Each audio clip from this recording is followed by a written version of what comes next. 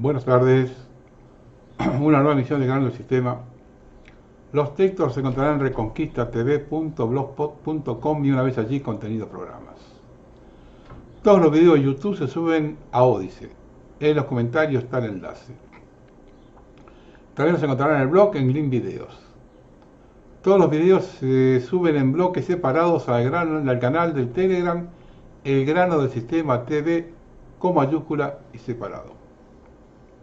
Bueno, la Embajada de Israel en Uruguay emitió una advertencia oficial al gobierno uruguayo sobre la presencia en el país de células del grupo terrorista Hezbollah, la organización extremista islámica vinculada, según ellos, al atentado contra la AMIA en Argentina en 1994. La alerta señala movimientos sospechosos y posibles actividades de apoyo logístico dentro del territorio uruguayo, un dato que enciende todas las alarmas en la región por el historial del grupo en Sudamérica y su conexión con redes financieras operativas de la Triple Frontera. Hezbollah ha sido señalado por múltiples gobiernos como un actor con capacidad para operar en silencio, infiltrarse en comunidades y utilizar países con baja conflictividad para reconocimiento, financiamiento y tránsito. La advertencia eleva el nivel de vigilancia en un país históricamente seguro y obliga a redoblar la cooperación regional, un llamado serio, directo y sin margen para subestimaciones. Hasta acá la noticia. Puede ser cierta o no. Es exactamente lo mismo. Los atentados pueden adjudicárselos quien los cometió o el régimen dice a quién culpar. Ha pasado siempre en todo el mundo y a toda hora. En nuestro país 3 veces. No se pudo aclarar ni demostrar quién los llevó a cabo, pero el régimen tiene el culpable. La noticia es preocupante porque es lo mismo que cometan un atentado o sea un falsa bandera. La realidad es que estamos en la mira. Y cuando estamos en la mira, el tiro puede venir de cualquier lado. Y si alguien tiene el valor y la perseverancia de investigar si lo dejan o no lo suicidan, a medida que avance los caminos se juntan y los responsables son siempre los mismos. Y si lo que se busca es generar el caos, ya resolvimos el problema.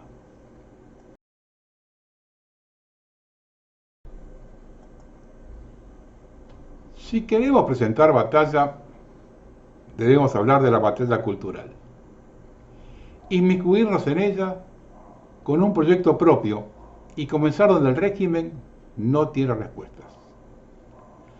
¿Cuáles son las bases por las cuales van cambiando la mente de las nuevas generaciones y confunden a las viejas?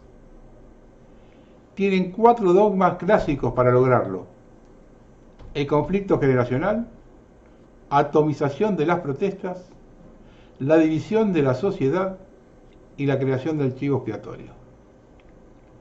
Vamos a desarrollarlos. En el conflicto generacional el régimen culpa de todo al populismo y relaciona al peronismo con ello, identificando a las viejas generaciones con ese movimiento. Y acá entra la alternancia de derechas e izquierdas. De esa forma, cada 4 u 8 años tiene conformes a unos y otros. A la derecha haciendo sus negocios a costa del endeudamiento del país. Y a la izquierda pagando las cuentas que dejaron los otros y ofreciendo derechos absurdos a las minorías. En ese papel, a la izquierda le toca el rol más complicado, ya que asume condicionado por el endeudamiento y las políticas neoliberales que causaron el cierre de fuentes de trabajo y la pérdida de empleo. Al tratar de solucionar los problemas sin un programa económico sólido, se recurre a la emisión monetaria, que se agrava por la promoción de absurdos derechos de minorías. De esta forma el régimen tiene 2 excusas: la inflación y el desmadre administrativo de crear organismos inútiles, algunos realmente ridículos. La prensa del régimen vincula esto con el peronismo. A través del kirchnerismo lo relaciona con la izquierda y lo presenta como un sistema ya perimido sin lugar en el siglo XXI. Por otro lado, cada gobierno nuevo tiene gente joven que impulsa un cambio generacional y la gente compra. Solo un ejemplo. La hiperinflación de 1989 fue inducida por funcionarios de poco más de 30 años. Cada uno de los que los jóvenes acusan de viejos decrépitos a ciertos políticos, cuando comenzó en su derrotero público tenía 30 años. De ahí las nuevas generaciones no educadas para pensar y razonar ven a sus padres y abuelos como que viven en la nostalgia. Además, esas nuevas generaciones nacieron y crecen con nuevas tecnologías, pero con lo peor de ellas. Es uno de los primeros puntos de división social, ya que además de la generacional, promueven la clasista. Cada uno cuando le toca la alternancia desfenestra al otro y entramos en un cuento de nunca acabar. El segundo punto, la atomización de las protestas. Es crucial. En lugar de tener un frente opositor amplio que cuestiona el sistema liberal en su conjunto, promueve los reclamos individuales por sector. De esta forma, esos petitorios individuales pueden solucionarse con medidas colaterales que no afectan al sistema. No es lo mismo 100.000 personas juntas en una plaza protestando que 20 protestas de 5.000 dispersas.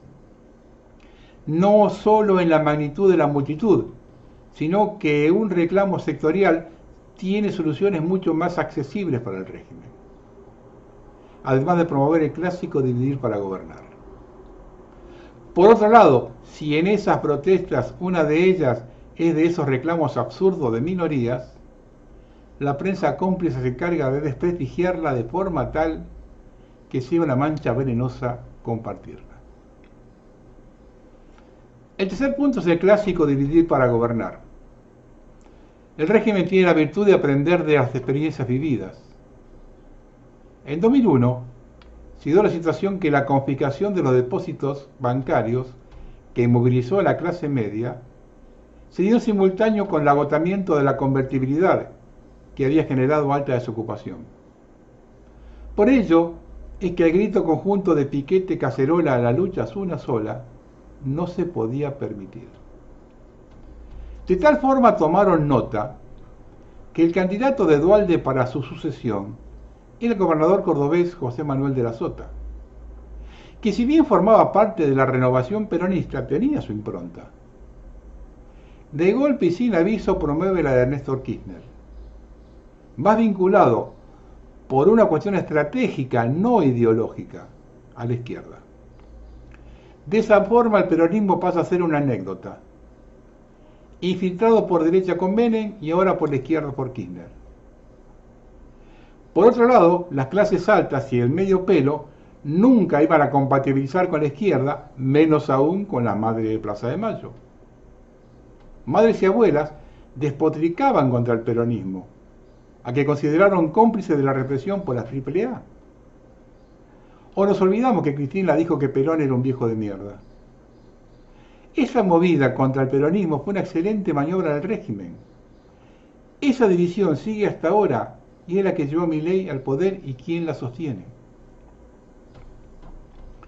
El cuarto dogma es la creación del chivo expiatorio.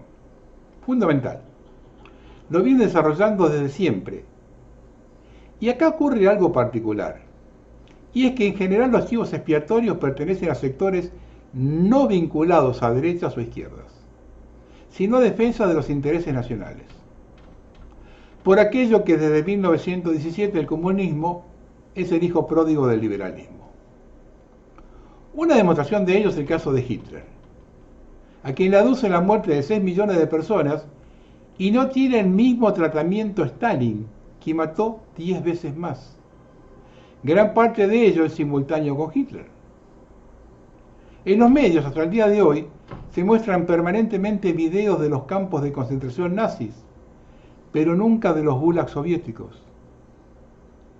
A partir de la creación del chivo expiatorio, la prensa del régimen se encarga de adjudicarle todas las desgracias, aún de aquellas que no tengan nada que ver. Y de las cagadas del régimen, la prensa se ocupa de ocultarlas o minimizarlas. Y como se lo vincula con el populismo, la mochila se hace muy pesada. No voy a ser el defensor de Cristina Fernández, pero ella en 2010 establece como feriado el 20 de noviembre. Y en 2015 en el Congreso tuvo serias manifestaciones contra los peregrinos por los atentados y su encubrimiento. Allí se convierte en el chivo expiatorio contemporáneo perfecto.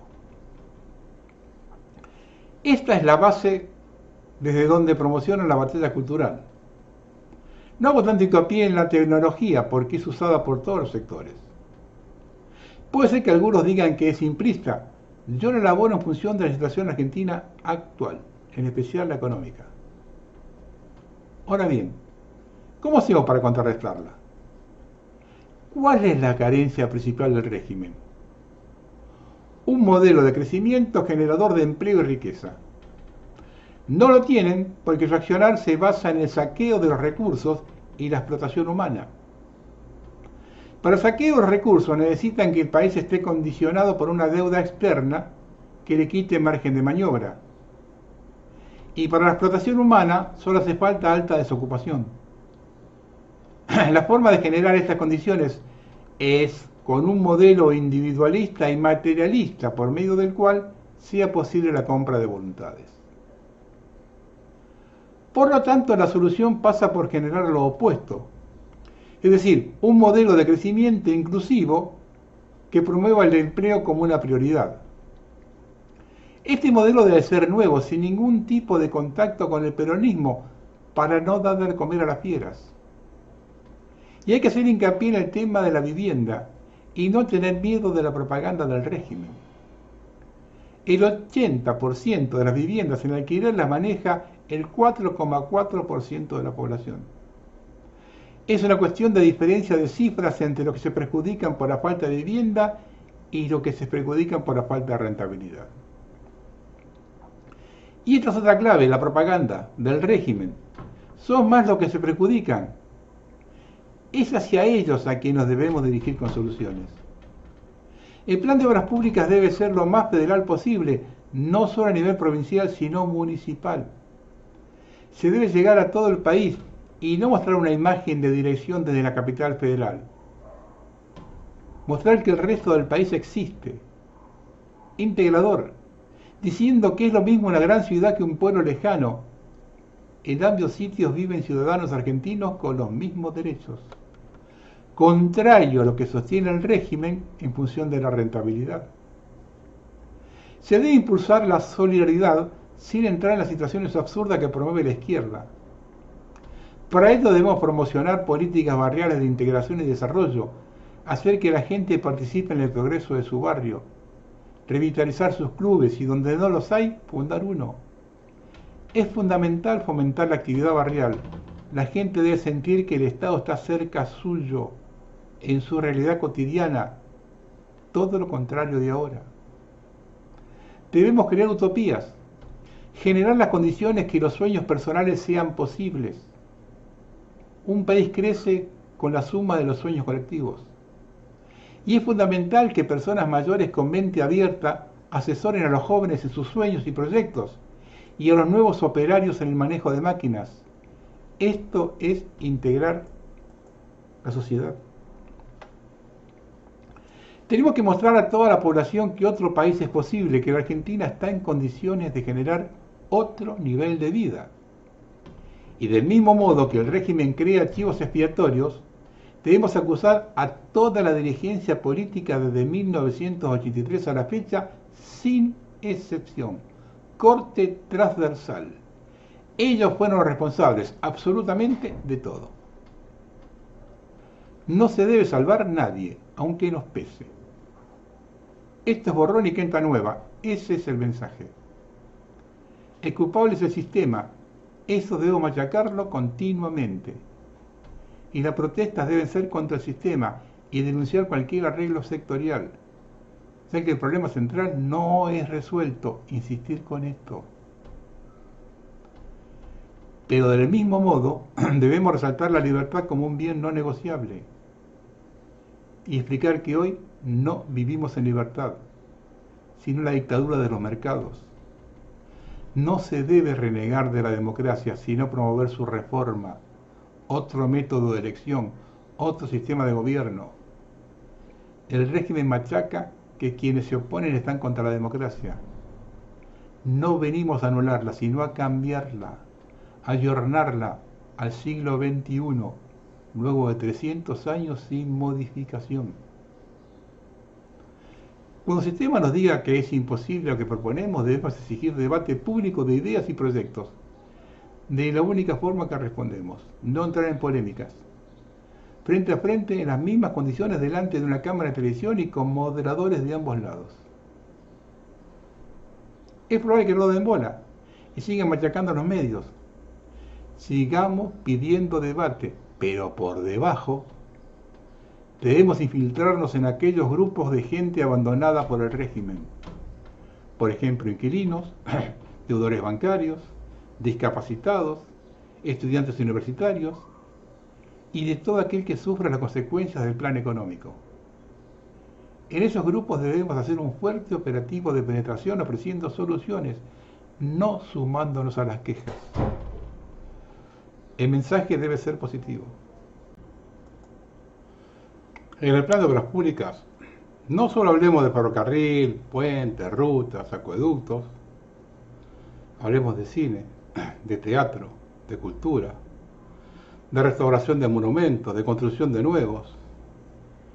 Es enorme la cantidad de gente que trabaja en esos lugares y para el gobierno directamente no existe. Donde hay alguien que se queje, que reclame, ahí debemos cubrir el espacio que quede libre.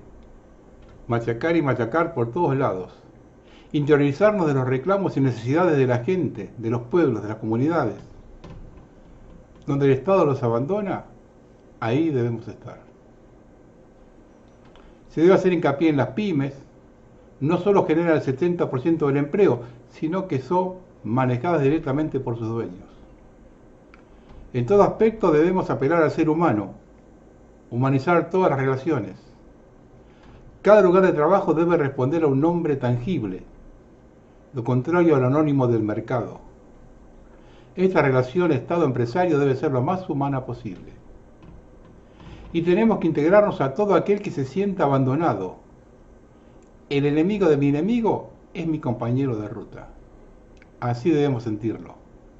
La Argentina sale adelante con 3 premisas: cumplir los sueños, solucionar las necesidades y el trabajo conjunto y en equipo. Del pasado, hablar solo para no cometer los mismos errores. A las nuevas generaciones debemos ofrecerle próceres de carne y hueso, no de bronce. No podemos ubicarnos en el pasado, debemos vender futuro y denunciar con pruebas que el régimen es quien nos lleva al pasado. Mostrar sus contradicciones, machacar sobre ellas. Debemos comportarnos del modo que no esperan de nosotros. Dicen que los argentinos somos imprevisibles. Mostrémoselos.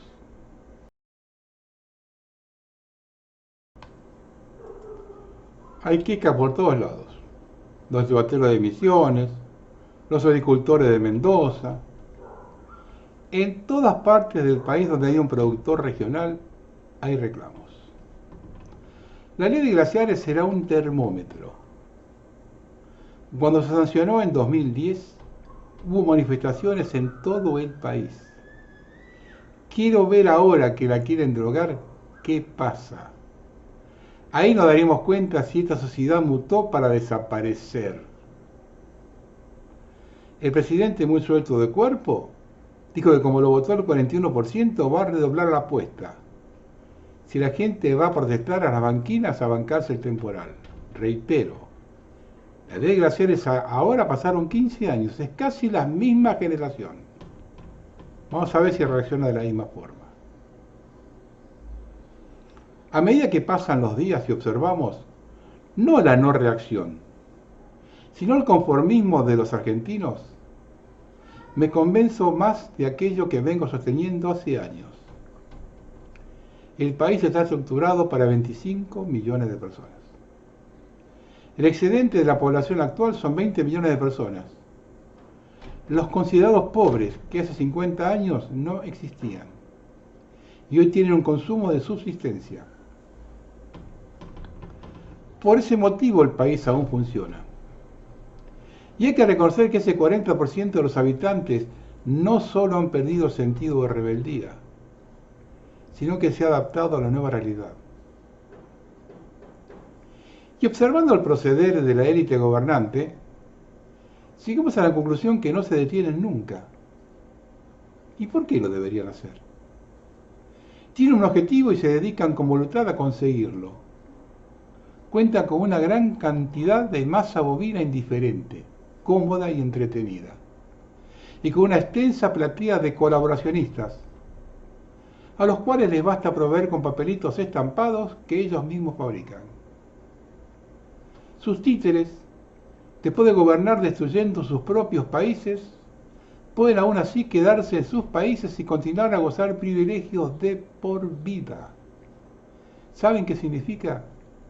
Que aseguraron su vida de forma tal que el bienestar se transmite a la esposa, hijos, bisnietos y tataranietos, a toda su descendencia de por vida, mejor que una pensión de la realeza. Y el régimen juega, desde hace décadas, a la alternancia derechas-izquierda en toda Sudamérica. De esa forma, cada 4 o 6 años tiene conformes a unos y a otros. A la derecha haciendo sus negocios a costa del endeudamiento del país y a la izquierda pagando las cuentas que dejaron los otros. Y ofreciendo absurdos derechos a las minorías. Entre esa alternancia la ciudadanía va perdiendo nivel de vida, dibujada con la tecnología que le vende castillos de arena, haciéndole creer que porque tiene un celular que los conecta al mundo, están mejor que sus padres y abuelos. Todo eso se replica en la Argentina de hoy, perfectamente. Yo diría que peor que acá, imposible. Observen el cambio de mentalidad. Las 3 investigaciones que ahora están conectadas, están conectadas las 3, estafa cripto, coimas con discapacitado y el financiamiento narco. Están conectadas las 3. Y avanzan y cada día están más metidos los hermanos. Sin embargo, no pasa nada. A la gente no le mueve la corrupción de un grupo gobernante que lo está cagando de hambre. Cuando oímos a especialistas hablar de la deuda de la población, da escalofríos escuchar, sobre todo con las consecuencias que está teniendo esto en la salud y la seguridad. Cuando se habla del endeudamiento interno, se dice que el 30% de los ingresos están comprometidos en el pago de deuda y que aumenta entre un 3 y un 5% todos los meses. Es una catástrofe anunciada, pero parece no importar. Están todos dormidos. Han modificado a tal punto el inconsciente colectivo que ya no piensan que quien llega debe ser honesto. Creen que quien no ocurra es un boludo. En el medio, el consumo de ansiolíticos ya superó la pandemia. Algunos lo comparan con la reelección de Menem, ya que en 1995 existían muchísimas denuncias por corrupción. Esto es mucho peor. Con el riojano teníamos a alguien cuya misión fue entregar el país a las multinacionales. Hoy tenemos uno que por propia confesión vino a destruirlo. La gente justifica su voto a Milei para que no regresen los ladrones y hacen caso omiso de los casos de corrupción de este gobierno. Y el pueblo mira hacia otro lado ante la repetición de los hechos, pero con distintos destinatarios. De los cuadernos de Centenos pasamos a los de Calvete, y de los bolsos de López a los de Robelli. Pero el odio es más fuerte y el trabajo del enemigo excelente. A esta altura de los acontecimientos no cabe la excusa de la desinformación, ya sea por los que siempre denunciaron o aquellos que le da vergüenza seguir defendiendo a esta gente. Hay varios que están dando vuelta, la información llega y abunda. Pero además hay un odio encaramado en la sociedad que ya es manifiesto. Quienes vamos al Congreso los miércoles observamos el odio en la cara de policías y gendarmes. No sé si porque en esos manifestantes ven el motivo de sus malos momentos o porque el odio, propia de una montonera, les fue transmitido. La realidad es que la ira se ve en sus ojos y la soberbia en sus ojos, en su rostro, cuando ingresan a un negocio a comprar alimentos. El odio nunca llevó buen puerto y tampoco discrimina a la hora de la venganza. La población de la ciudad de Buenos Aires votó como su próxima senadora y le dio un aval fundamental para sus ambiciones a futura jefa de gobierno, Patricia Bullrich, quien hace hincapié en la lucha contra el narcotráfico y defiende el ingreso de una senadora narco al Congreso. Queda muy en evidencia la financiación de las campañas. Tampoco eso le importa a la población. Mira lo que pasó en México. Acá no. También quedó muy en evidencia la defensa de la senadora narco que hizo su colega Luis Juez. ¿Será porque no puede justificar su casa en el country de Córdoba? ¿O hay algo que desconocemos? En el fondo los narcos saben lo que hacen y cómo lidiar con estos títeres payasos. Si no sube Lorena Villaverde como senadora, sigue como diputada y la reemplaza en el Senado el cuñado de Machado. Ahí tienen la prueba de cómo manejan a estos corruptos. Otra cosa que vengo sosteniendo es que el pueblo argentino está completamente solo y abandonado. La pseudo oposición, como en el fondo disfruta de las mieles del régimen, no hace ningún comentario que solo lo votó el 30%. ¿Será porque a muchos de ellos, o casi todos, les pasó lo mismo? Además de ser los instrumentos del régimen, o no quieren tener problemas con ese 30%, que no es ni más ni menos que la vieja oligarquía pampeana y la nueva oligarquía financiera. En el fondo los políticos pertenecen a esa clase. Otro que abandonó al pueblo desde hace décadas es el Poder Judicial, que esta semana tuvo una función brillante, de esa que la casta política y financiera siempre le reconocen. Luego de ningunear a la Comisión Legislativa que investigaba la estafa Libra, al punto tal de negarle el acceso al expediente, una vez que presentaron los legisladores en el juzgado el informe, se hicieron transferencias de dinero en las cuentas, como si alguien les hubiese avisado a los estafadores. De ese informe conocimos el hecho de que Hayden Davis hizo una transferencia de $500.000 mientras estaba reunido con Milei en la Casa Rosada, a la que ingresó con autorización de Karina. A ver si lo entienden. Le hizo con el presidente al lado. ¿Cuántos han visto usando un celular en una visita presidencial? Está bien, reconozcamos que esas visitas siempre duran 15 a 20 minutos y esta duró 2 horas. Tiempo suficiente para cerrar negocios. Ahora el gobierno está desesperado para arreglar con los damnificados por la causa Libra. Pregunto, ¿ese dinero de dónde va a salir? No sale siempre de los boludos. Otros que abandonaron a la gente son los gobernadores, que van a apoyar al gobierno en la sanción de leyes contra el pueblo. Lo vergonzante es que el gobierno no le promete obra pública, sino dar los avales para que las provincias consigan créditos internacionales para las obras públicas. Cuando pase el tiempo y se catalogue a esta época, no me cabe la menor duda que se lo recordará como la de la falta de vergüenza.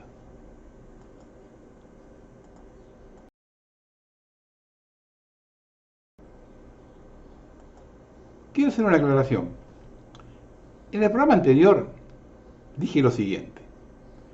Como una nota de color observando las anomalías de la causa Cuadernos y la presión para que el juicio no sea tan largo, no entiendo cuál fue el daño que le hizo Cristina al sistema con tanta persecución. Ella nunca enfrentó al poder global y fue pagadora serial de la deuda tomada por los liberales. Jamás se plantó contra las multinacionales, Lo único que recuerdo es el memorando de Irán, pero también es inconsistente. Además, tanto ella como Anés Pastor son peregrinos. Suena venganza personal, pero ¿de quién con tanto poder que ataque a uno de los suyos con tanta firmeza? A raíz de esto, un oyente me envió un video que dura 12 minutos, donde se la ve a Cristina Presidente en su último discurso ante la Asamblea Legislativa el 1 de marzo de 2015. Ahí tiene fuertes cuestionamientos a la comunidad por los dos atentados y por la complicidad en el encubrimiento. Por momentos es violento el discurso y toca temas muy sensibles. Yo no me acordaba. Ahora se entiende toda la hazaña y que va camino a una cárcel común. De hecho, esta última semana le disminuyeron las visitas. Muchos festejarán. El odio da para todo. Se lo tomo como un ejemplo de cómo puede terminar cualquiera que ose criticarlos. Es un espejo donde debemos mirarnos, más que para festejar, para tomar precauciones y plantear estrategias. El video que mencioné en su discurso en la legislatura, yo lo voy a subir en Telegram, cuando pasa el programa separado por bloques. Lo voy a subir allí.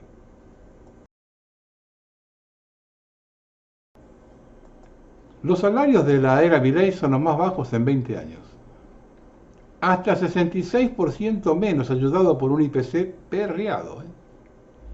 El salario formal será 38% menos de sus picos históricos y 25% debajo de la convertibilidad. En su equivalente en dólares libres, 46% abajo del inicio de la convertibilidad y 31% menos a final de ella. 35 menos que con los Kirchner, 45 menos que con Macri. En el sector público está 66% menos con la convertibilidad, 56% menos con los Kirchner, 45% menos con Macri y 33% menos con Fernández. Y el no registrado otro tanto. Esto es lo que hicieron con el salvaje método que emplearon para solucionar el problema de la inflación, atrasando el precio del dólar a niveles de la convertibilidad que generó serios problemas de desequilibrio externo y de recesión interna. Así de la enfermedad de la inflación en la que éramos el país más barato de la región, pasamos a la que los economistas denominaron la enfermedad holandesa, provocada por un tipo de cambio atrasado que impide la actividad interna, pasando a ser el país más caro de la región y uno de los más caros del mundo. Atraso al que sin embargo pretende sostener a toda costa, hacer la caída de la inflación el principal y único argumento político y mileísmo, con un nuevo y desesperado blanqueo de los dólares del colchón. Medida que pone en evidencia que el reciente blanqueo de capitales estuvo muy lejos de alcanzar el monto de 22.000 millones que repiten como loros periodistas y políticos oficialistas, y de la oposición, incapacitados aparentemente de ver bajo el agua turbia con los que el gobierno esconde sus chanchullos.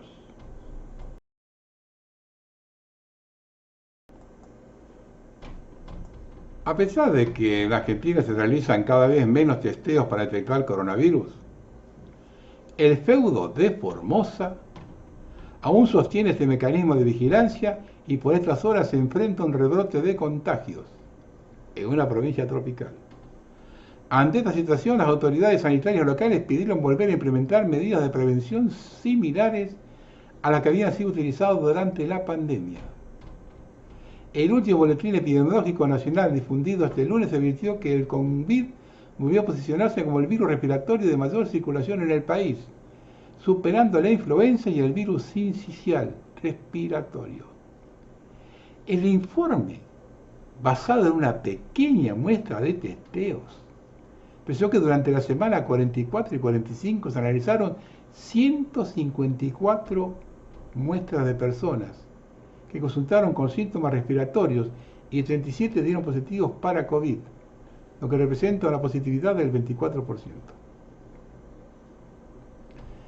Quienes me siguen los 300 en las Termópilas, que ven los programas de Odise, ahí se darán cuenta que yo publiqué hace muy poco lo que se ha comprobado en Europa, lo inútil que es esta prueba de PCR.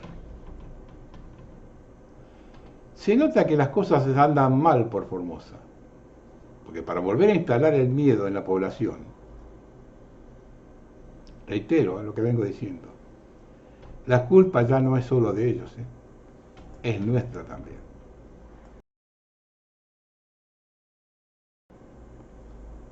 Alguna charla de Quincho, recuerden que en los textos están las fuentes.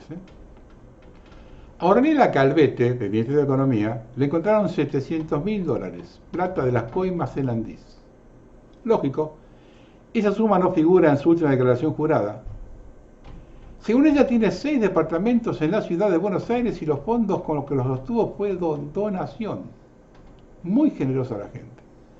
Tanto ella como su padre, Miguel Calvet, uno de los que armó la corrupción en Andís, mencionan en su chat 3% para KM. ¿Será Karina Milei?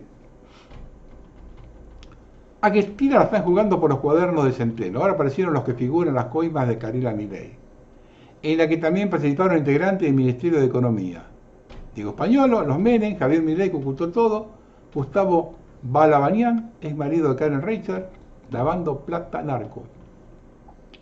Todos delincuentes. Causa Andís. La Fiscalía comprobó que Diego Españolo, abogado Javier Milei, formó una banda de delincuentes que saquearon la plata del Estado que era para los discapacitados. Sergio Mastropietro, socio de Fred Machado, aparece como principal lavador de dinero de las droguerías vinculadas a la coima del Andís. Por eso dije yo antes que está todo vinculado, todos los 3 casos están vinculados. De ahí viene el vínculo de Españolo con Esper. Lavaban plata del narcotráfico mientras le robaban a los discapacitados con las coimas y siguen gobernando. Causa Cuadernos.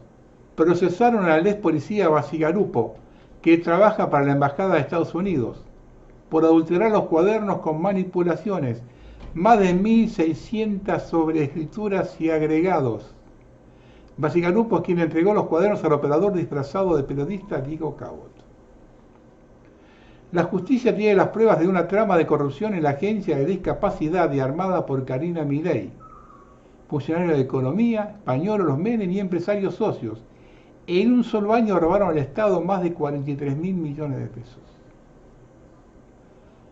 2 asesinos, Javier Milei y Mario Lugones, ministro de Salud, reducen para 2026 el presupuesto en salud de 79.170 personas con coberturas para enfermos con VIH a solo 500 personas.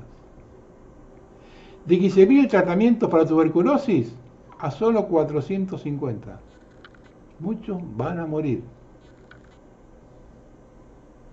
Del registro de Casa Rosada surge que la delincuente de Karina Milei le abrió las puertas a Mauricio Novelli y a su hermana María Novelli, la que apareció vaciando las cajas de seguridad. Los Novelli recaudaban para Karina, quien armó la estafa. La banda de Españolo, Calvete, Karina Milei y droguerías que le robaban al Estado cobraron sobreprecios de más del 100% en los medicamentos para el cáncer.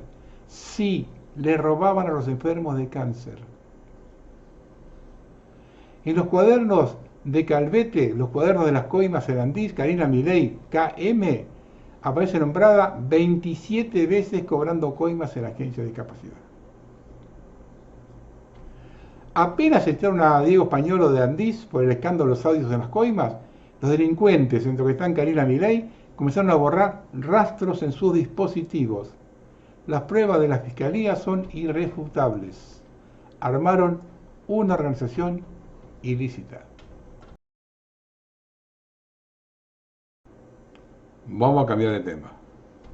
Si les dijera que el propio gobierno de Estados Unidos ayudó a inundar sus barrios con drogas, y si el periodista que lo descubrió apareció muerto con 2 balas en la cabeza. Su nombre era Gary Webb, un reportero valiente que se atrevió a mirar donde nadie más quería. En los años 90 publicó una investigación llamada Dark Alliance donde reveló que la CIA había permitido que carteles de Nicaragua vendieran crack en los barrios afroamericanos de Los Ángeles para financiar una guerra secreta en Centroamérica. Lo que escribió sacudió a todo un país, miles salieron a protestar. Por primera vez muchos creyeron que la guerra contra las drogas era una farsa. Pero el sistema respondió. Los grandes medios lo destruyeron, su carrera se vino abajo y poco a poco Gary Webb fue silenciado. En 2004 lo encontraron muerto, 2 disparos en la cabeza. El informe oficial dijo suicidio. ¿Quién se dispara 2 veces en la cabeza para quitarse la vida? Hoy Historia Viva sigue como recordatorio de lo que puede pasar para quien se atreve a decir la verdad y que el poder no quiere que escuches.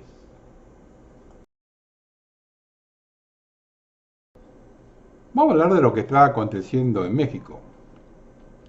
La Ciudad de México resumida en el caos tras el explosivo informe de la senadora Lili Telles Ruiz.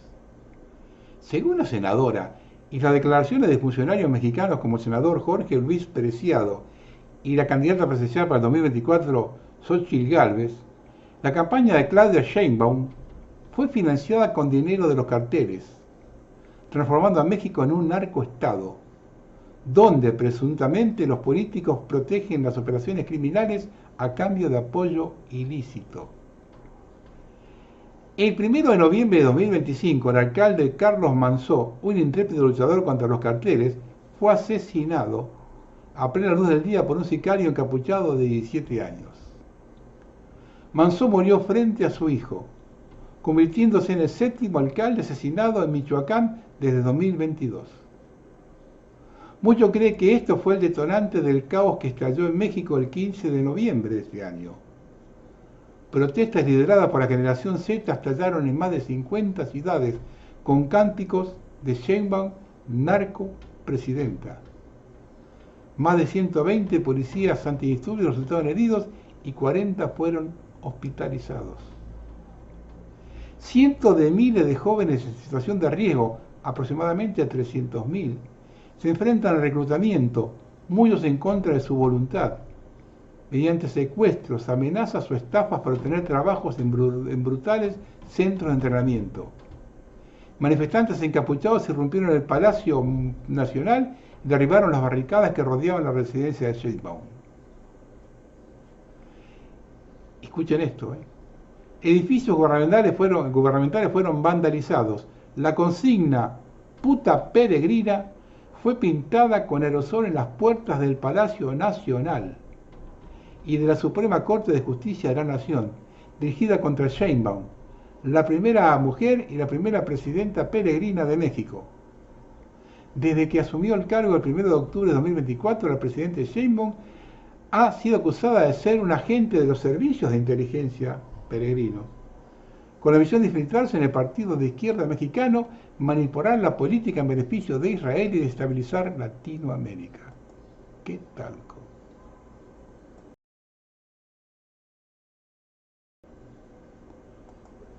La inteligencia artificial generativa no es más que un lavado de cerebro de alta tecnología. Es el siguiente nivel de adoctrinamiento propagandístico. Su objetivo es convertir nuestros cerebros en una masa inútil que no puede funcionar sin las muletas tecnológicas controladas por los plutócratas imperiales. Los gobernantes quieren que dependamos de las máquinas para que piensen por nosotros. Quieren que dependamos de la inteligencia artificial para razonar, investigar, analizar y escribir. Quieren que necesitemos un software fácilmente controlable para comprender el mundo y para expresar esa comprensión a los demás. Quieren que dependamos de la inteligencia artificial para que dejemos de usar nuestra inteligencia orgánica. Quieren que nuestras habilidades de pensamiento crítico se atrofien. Quieren que la capacidad para localizar y analizar información inconveniente se deteriore. Quieren que la inspiración e intuición se apaguen. Quieren que el sentido de la moralidad se desvanezca y desaparezca.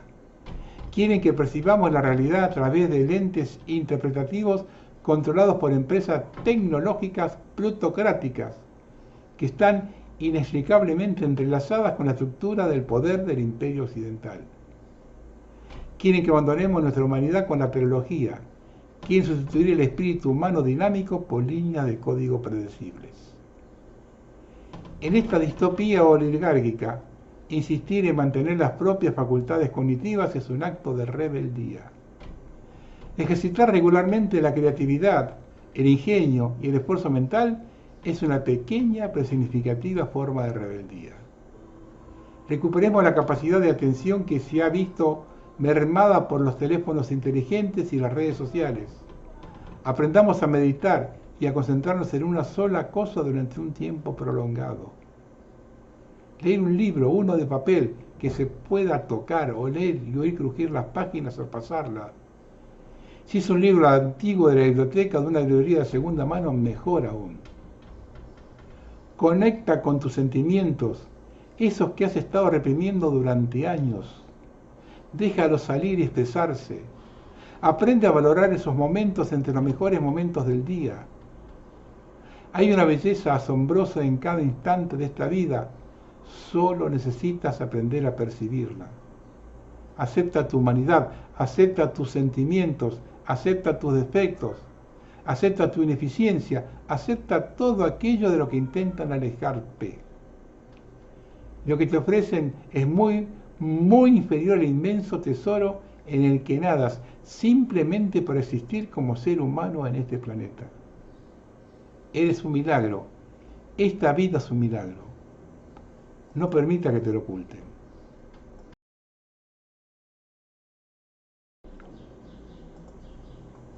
Lo que China ha construido es exactamente para lo que los gobiernos occidentales se preparan en silencio. Cada foto, cada compra, cada mensaje, cada movimiento, todo se introduce en algoritmos que deciden tu futuro. En China, los cerebros urbanos de inteligencia artificial ahora rastrean dónde vives, a quién visitas, cómo desechas los residuos, cada paso que das en público, si cumples las reglas o no. ¿Has infringido alguna regla? Una cámara te captura desde 3 ángulos. Tu puntuación baja, tu vida se acaba. Si alguna de tus actividades difiere de lo que el gobierno quiere, no podrás subirte a un tren, no podrás subirte a un avión, no podrás conseguir trabajo. Un algoritmo decidirá tu destino y lo que están vendiendo somos nosotros. Esta no es una amenaza a futuro, está sucediendo ahora mismo en Shanghái, en Pekín, y se está infiltrando en Occidente mediante la identificación digital, la vigilancia con inteligencia artificial y la puntuación de desinformación. China construyó el prototipo. Nuestros gobiernos están importando el modelo. Van a ver una foto de un hospital en China manejados por robots.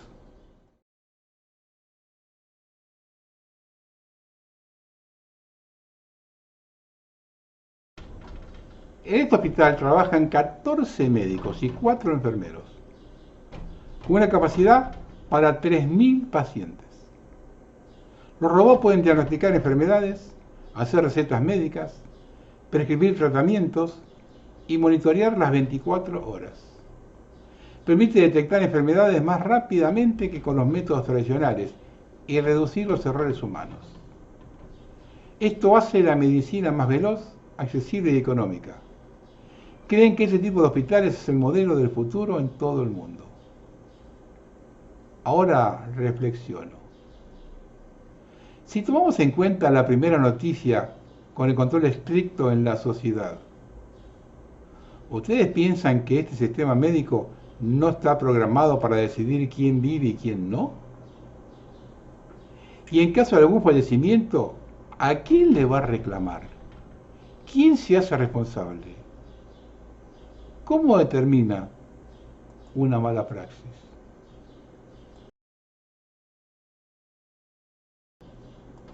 Sigue el ataque climático. Inundaciones intensas debido a lluvias extremas en Almodóvar del Río, provincia de Córdoba, España.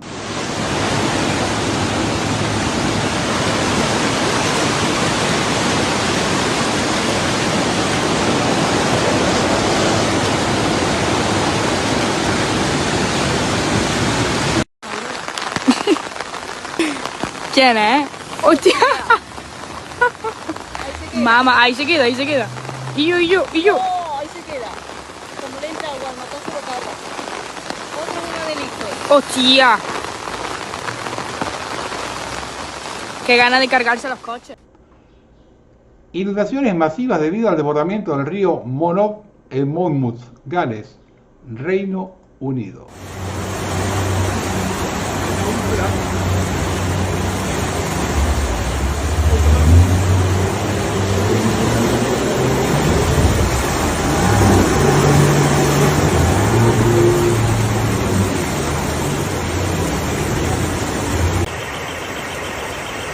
Well, our flood defences are breached.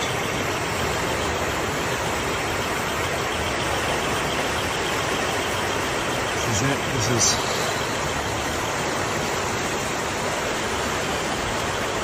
what extreme weather looks like.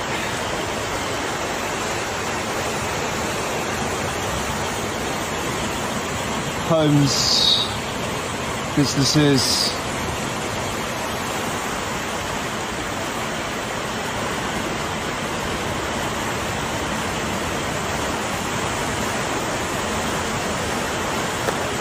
Why just defending against floods won't save us.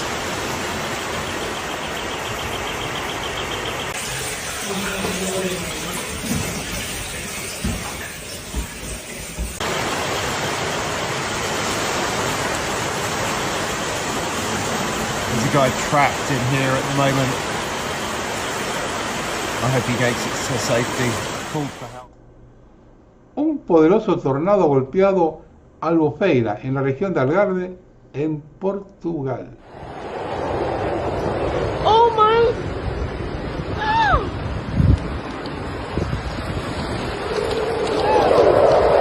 ¡Oh, my God!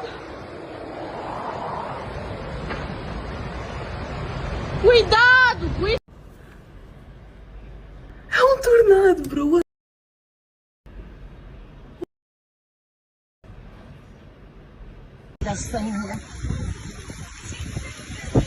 No, it's for the emergencies.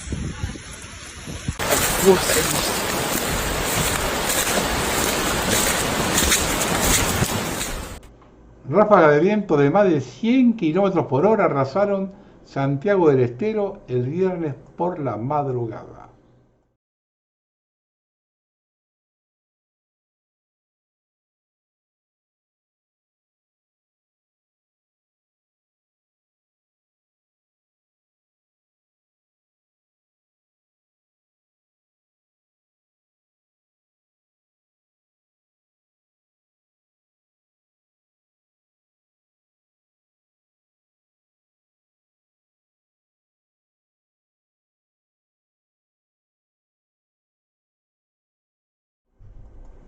El video anterior tuve que sacar el sonido porque le pone música de fondo. ¿Qué quiere que diga? El cambio climático llega a la cumbre de clima en Brasil. Se incendia la sede. La conferencia de la ONU contra el cambio climático en Brasil se prendió fuego.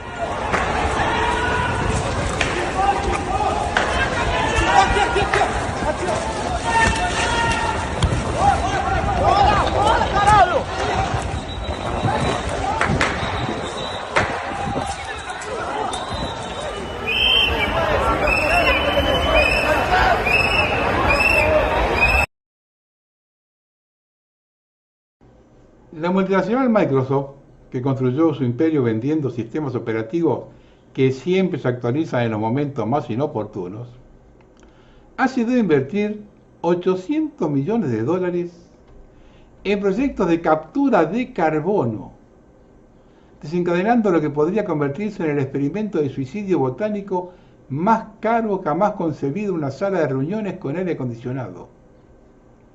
Esto tiene la peculiar ironía de intentar salvar al planeta eliminando la sustancia misma que toda forma de vida vegetal necesita para sobrevivir. Pero evidentemente detalles técnicos como la fotosíntesis se consideran demasiado prosaicos para quienes tienen que justificar inversiones multimillonarias ante los accionistas.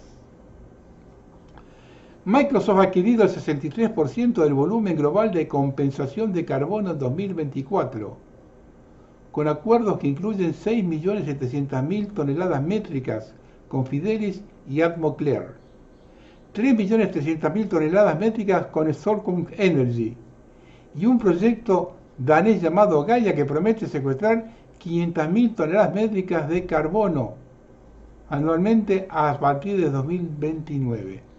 Todo esto mientras que cualquier biólogo que no esté ocupado escribiendo solicitudes de subvención podría explicar con relativa facilidad que eliminar el carbono de la atmósfera es equivalente a eliminar el oxígeno de los pulmones. Excepto que en este caso los pulmones pertenecen a las plantas, y las plantas son esa molesta categoría de organismos que forman parte de toda la cadena alimentaria, incluidas aparte de la cadena que culmina con la compra de licencias de Windows por parte de los humanos.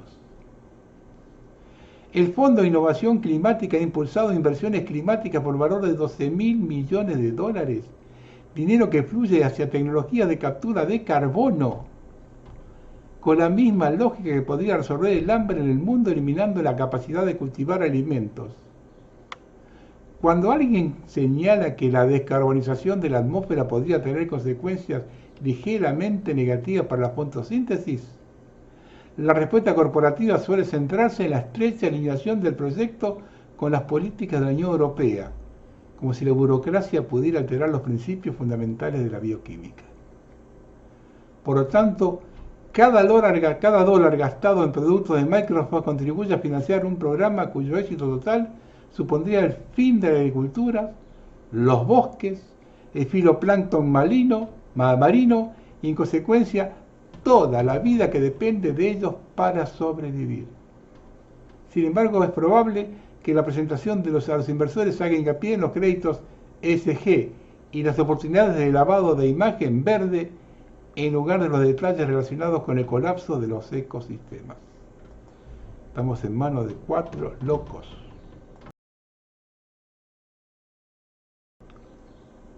Algunas apostillas de un siglo maravilloso. Otra coincidencia inesperada. Bill Gates, a través del gobierno, prácticamente obligó a los ganaderos norteamericanos a usar su pienso Boauer, supuestamente para que los animales dejaran de tirarse pedos, y así combatir el cambio climático. Ahora las vacas se enferman y mueren, y la gente consume su leche y su carne. ¿Cómo es posible? Claro. ¿Acaso Bill Gates no fue el primero en promover vacunas mortales contra el COVID que causan cáncer? ¿O las vacunas contra el tétanos en África que llevaron a esterilizaciones masivas de mujeres? Siempre la misma historia. El futuro ya llegó. Vean cómo las ovejas corren a colocarse el chip.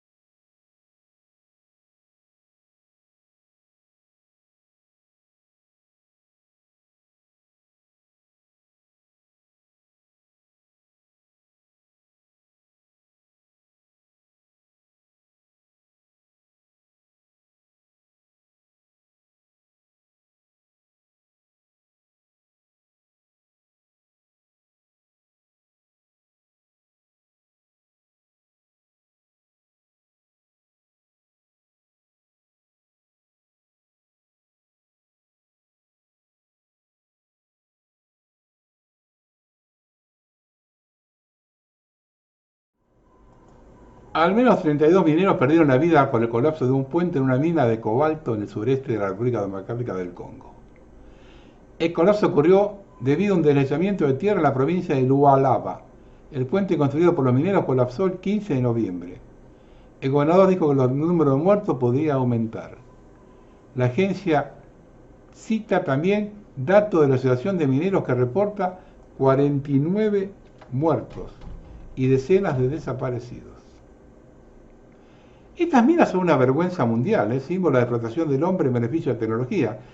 Y están ahí la Nokia, que es una empresa finlandesa que ellos venden agua bendita por todos lados, son los ecologistas más grandes del mundo, y están explotando como loco a los congoleses, sacándolos del cobalto para sus celulares.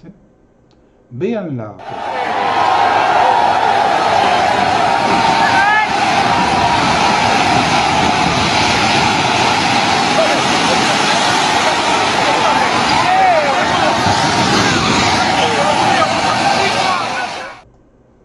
Y esto siguió. El avión del ministro del Congo se estrella tras la visita al desastre minero. El embrague se salió de la pista y se incendió. Viajaba el ministro de Minerales y otras 20 personas más iban al bordo. No se reportaron heridos milagrosamente. El avión regresaba de Kinshasa, donde la semana pasada murieron 49 personas. Señor, Señor, Señor, Señor, donne l'Est, on va trouver un autre.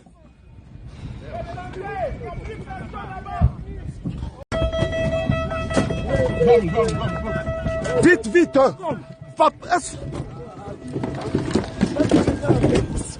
Mama, Mama,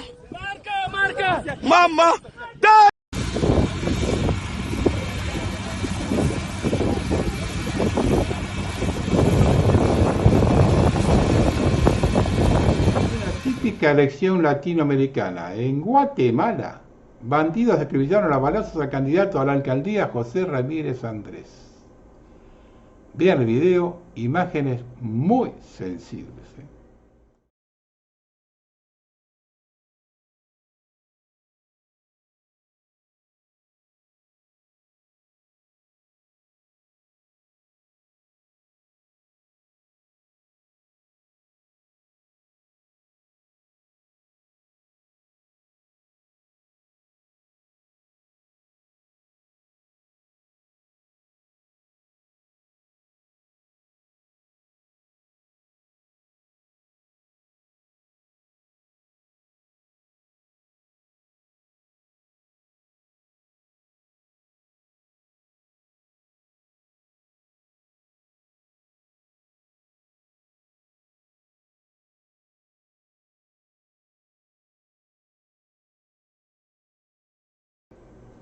Bueno, vamos a terminar. Agradezco a los que vinieron el viernes a la reunión. Tuvimos un buen informe con Giuliano, que es muy explícito para decir las cosas y tiene mucha claridad para explicar. Después se armó un lindo debate, cambio de opiniones. Le agradezco a los que vinieron. Analizando esta noticia de JP Morgan de no prestar a la Argentina los 20.000 millones de dólares, observo que el impedimento fue que no le daban garantías tangibles. Ahora bien, ¿no será una estrategia para que Milei firme cualquier cosa? El viernes en Nueva York los bonos argentinos cayeron 9%. Si el martes en la apertura de los mercados el dólar se dispara, Milei y Caputo se colocan vaselina en el culo y a entregarlo todo, Observando el derrotero argentino, entramos en una nebulosa en la que nos cuesta hacer algún análisis. Están llevando a la sociedad a un límite más que tolerable. Y en lugar de bajar las tensiones, redoblan la apuesta. Porque una sociedad que casi lo consume, el caso que el producto más vendido durante el Cyber Monday sea papel higiénico, es todo un símbolo. El régimen mismo en su angurria no solo quiere más sangre, quiere toda la sangre.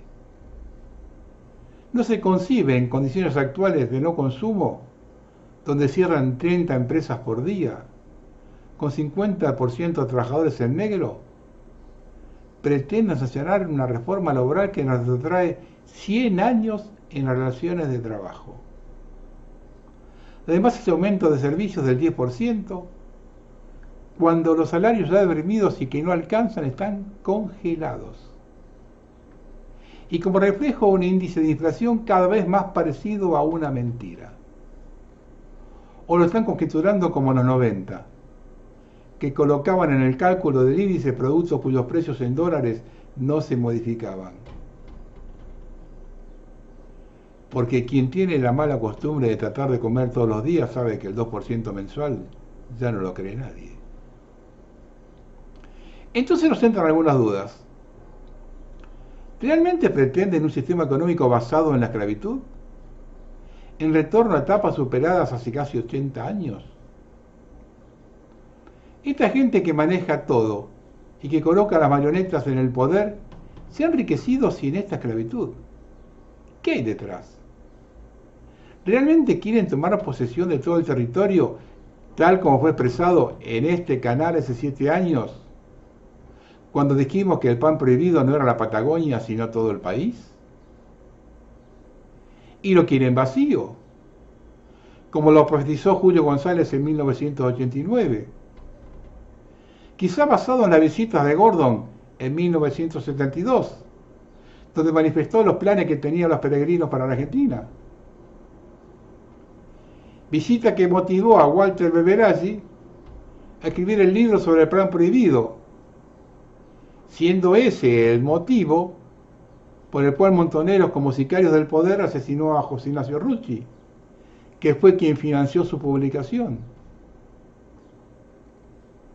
En el fin de los tiempos, todo comienza a tener sentido.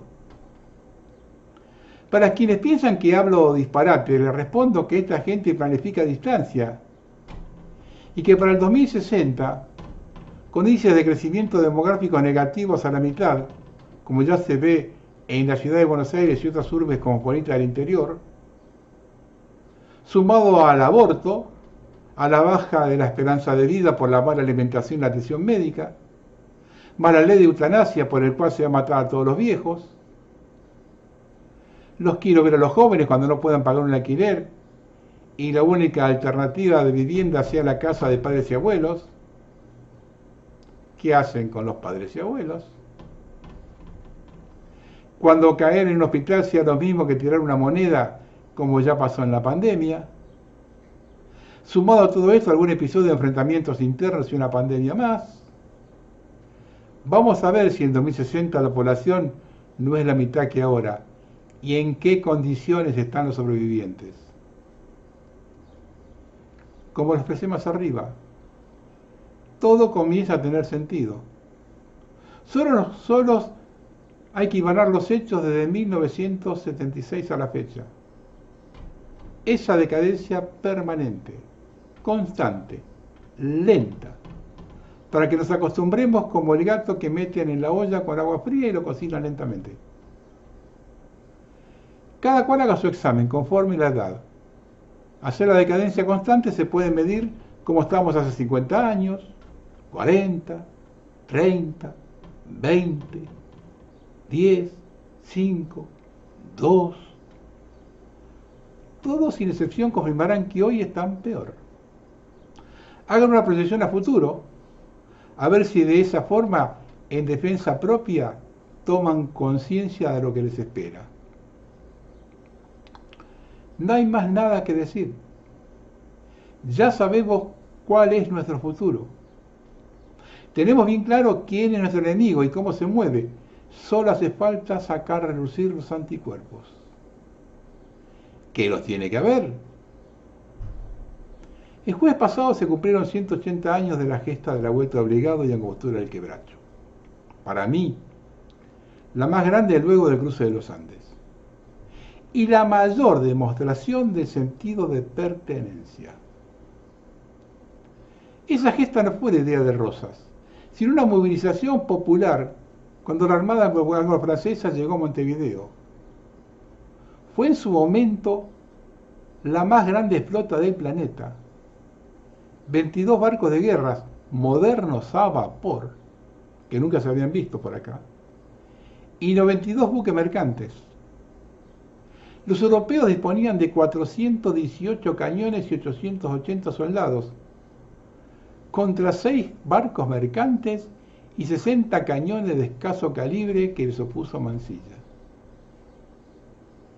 Imaginen a nuestros soldados cuando la veían navegar en el río. En ese momento, la banda de patricios entonó el himno nacional.